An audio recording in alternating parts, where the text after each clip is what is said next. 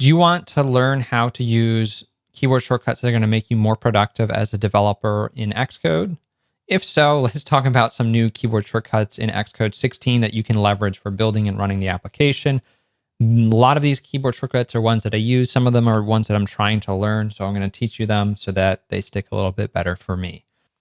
Hey, it's Paul Stolt from Super Easy Apps. If you want to get access to any of these keyboard shortcuts that I demonstrate in this video or one of the related 4 videos that I'm publishing on Xcode keyboard shortcuts, hit the link down below. You can just click that link down there and it's going to take you to this page. Just type your email address and you can get the PDF that I've put together of all these keyboard shortcuts. Thanks for watching, and let's dive into some keyboard shortcuts that are going to help you build, run, and test your application. So let's start with the 3 different categories of keyboard shortcuts we're going to cover. We're going to be covering build and run, testing, and then some helper shortcuts that just didn't fit into either category. Okay, so up first, build and run. Well, the first one that I'm going to show you is how to build your application. So in Xcode, if you just go to one of your code files, doesn't really matter where you are, you can run Command B to build the application. Now, if you haven't built the application, you're going to see that it is building up top. You used to be able to click on this and it would give you details. It doesn't seem to be doing that anymore. But when you are building, if you go over to this tab, you will see the whole build output. So build will build everything. If there's intermediate products, it won't rebuild those. So it'll keep some of those object files that have not been modified. And that will save you time the next time you go to build. So in this case, it took 5 seconds to build initially, and my follow-on build steps took 0.3 seconds and 0.1 seconds. When I was at GoPro, that was 30 to 60 seconds for a clean build on an Intel Mac. Once I got the M3 Max or M3 Pro, I think I got, then it was down to like 20 to 30 seconds. And then incremental builds were like 10 seconds. So bigger apps are going to take longer. Your app that you might be working on for a company might take a lot longer. That's where you can modularize the project into smaller components that you can build in isolation and then pull everything together. So that's building. Up next, we've got the run keyboard shortcut. So if you do Command R, that will build and run your application. It will start it up. Since we just built it, it doesn't need to do anything, and we can just launch it. And so that's a great way to test out the latest code, make sure that you're not breaking something, make sure that you don't have any errors and stuff like that. So that's running your application with Command R. Up next, we've got run without building. Now, let's say that incremental time is long and you want to get an immediate result because you're debugging something. You want to step through the debugger. I'm going to be talking about debugging in a totally separate video. But in those situations, you don't want to spend the time building. Maybe it takes 10 seconds. Maybe it takes 2 minutes to build. For that, this keyboard shortcut is probably one that you don't know. If you do Control-Command-R, this will just rerun the application. You can put it into the states that you want to. You can play around with the different controls. You can bring up the menus. And if you need to do it again, you can do Control-Command-R. It's a huge time saver. So if you're wasting time compiling things when you don't need to compile things because you haven't made code changes, this is going to save you a lot of time. Up next, we've got the run destination. So run destination, this allows you to keep your hands on the keyboard. I'm a big fan of the Vim mode and trying to not use my mouse a whole lot. And so using Vim mode, we can keep our hands on the keyboard more. And the run destination is how you can choose which device you're going to run to, whether it's an iPhone, an iPad, or a real device that's sitting on your desk. This is going to be Control-Shift-0. And I am in the simulator, so it's not working. Let's try it one more time. Control-Shift-0. And that's going to pull up the run destination. All of my devices start with my name, so I can filter real devices with my name. And then all of the simulators, like if I want like the latest 16, I can just type 16 and find a simulator. This will suggest like previously used devices. I think since Xcode crashed, it's not showing a recent for some reason. So, it's because it's already selected. So this is a handy way potentially to switch devices. I don't know why I don't have a recents though. That's probably because Xcode crashed. Let's just click on it. We'll do Command R to run. and bring this up. Did they take away recents?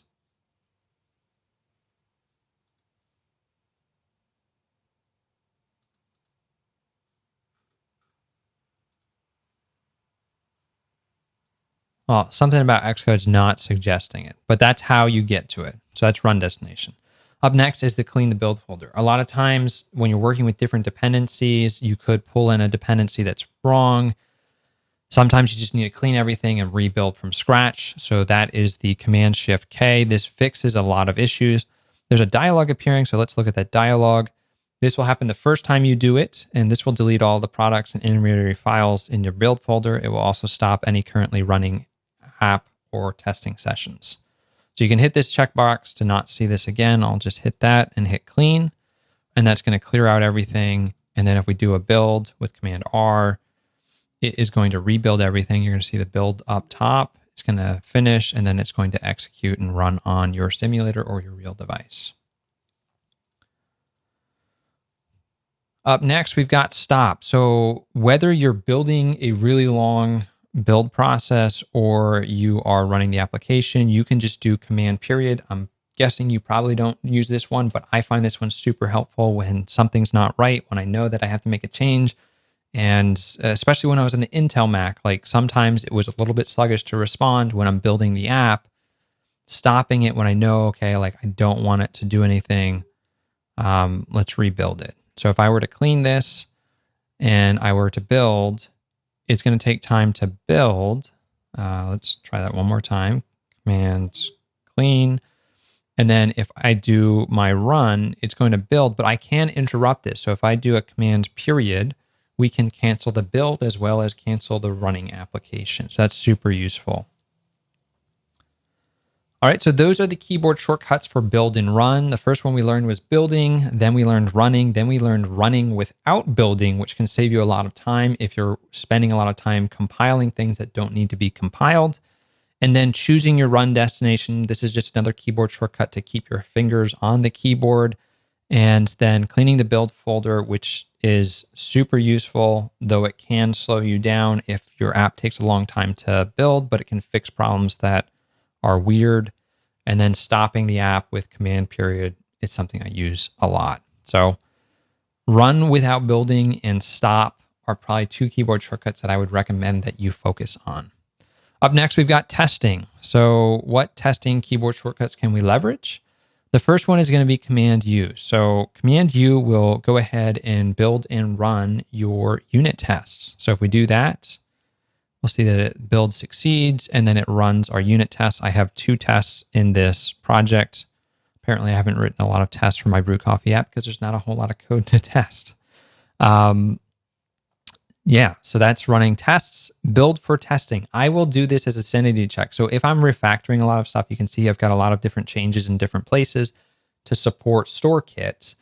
When I'm refactoring a lot of things, sometimes that can break the unit test. So before I would do pull requests or periodically as I'm doing development and I know I've refactored something that might break some of the tests, I will do Shift Command U to just build all of the unit tests and just make sure that everything's compiling. In this case, it is. We could jump on over to our unit tests since we're going to be focused on these. If I were to delete a letter with X and we do Command U, we're going to see that we have an immediate failure. But if you do a Command B, you've got 2 different build systems. And that's one of the things that you need to keep in mind. So the app is building fine, but the unit tests are failing. So we could undo that change by putting that U back, and we could do another build, and we would see that we now have a green passing for the build with testing. Another one that's super useful, let's say we're working on some of these unit tests and we want to see red before we see green.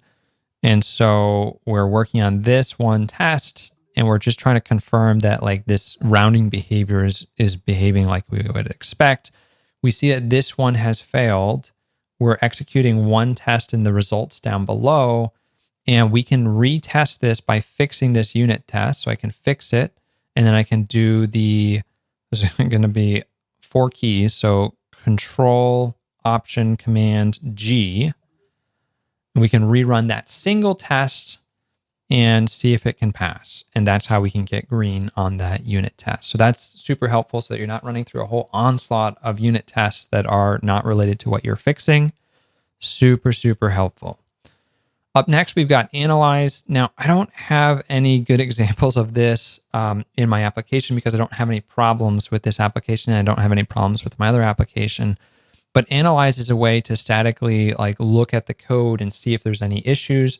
I know in the GoPro app, there definitely were issues that would come up periodically. And so Analyze is something that would work there. On some of my older apps, like my Artwork Evolution app, this was definitely more useful for helping me fix certain issues, especially when we transitioned from manual memory management to Arc, and then all of the improvements there. So that's the Analyze tool. You will see results here in the issue navigator. If you have any, just make sure you turn off any of the filtering if you have that on. Up next, we've got the profile. So that's going to be Command I, not to be confused with Control I, which will do reindentation. So if you mess up all your indentation like this and you do Control I, it will reindent everything. That one's super useful, but I sometimes do that one I sometimes profile when I actually really just want to fix indentation. And so Command I is going to bring up this dialog, and we'll see all of these different things. So we can see the time profiler or the allocations. Those are probably the two that you're going to use the most, probably time profile. And I haven't seen the Swift concurrency one, so that's kind of interesting. Maybe we could dive into that. But with time profile, you can start up the application. So this will bring up the instruments tool. You hit record. It starts your application. It starts recording what all is happening. You start using your application, start doing different things, editing different things, saving different things with core data or Swift data.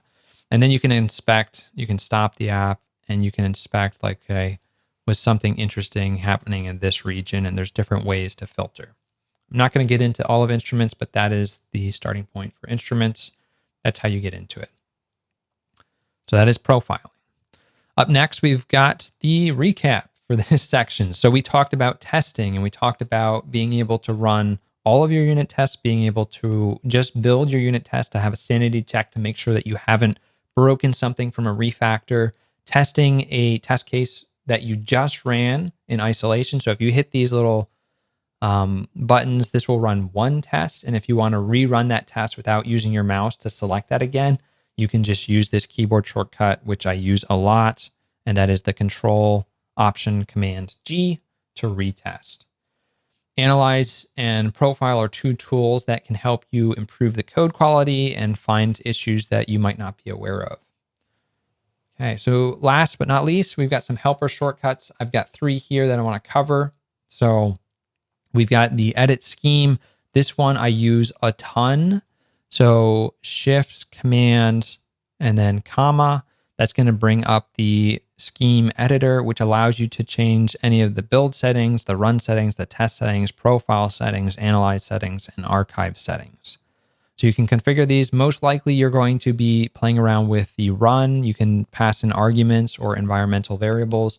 You can choose options. Currently I'm doing some StoreKit testing in Brew Coffee.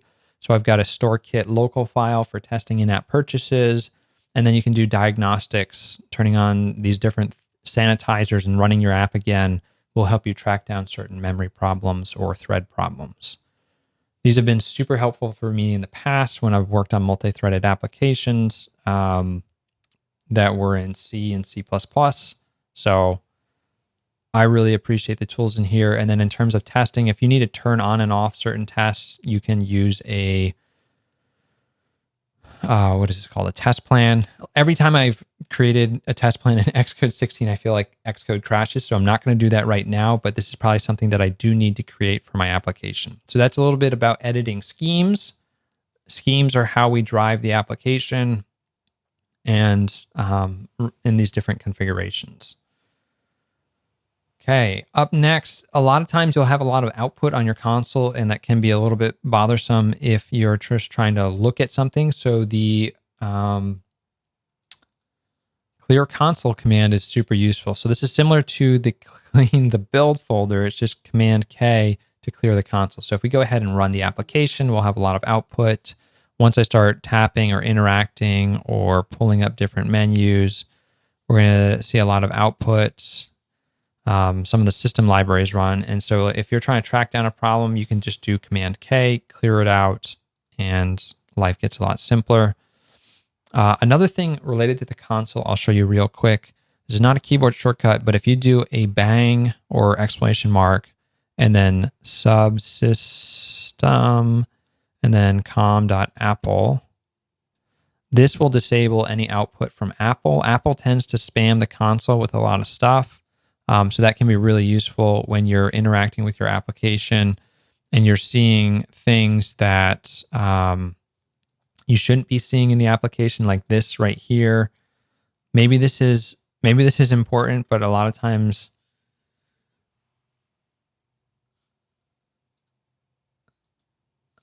you'll see different weird issues as you're interacting with your application or things. I don't even know how to get them to appear.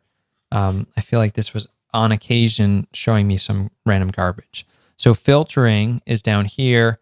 And so if you do a subsystem on Apple, we can get rid of any of those Apple messages that are just garbage in the output.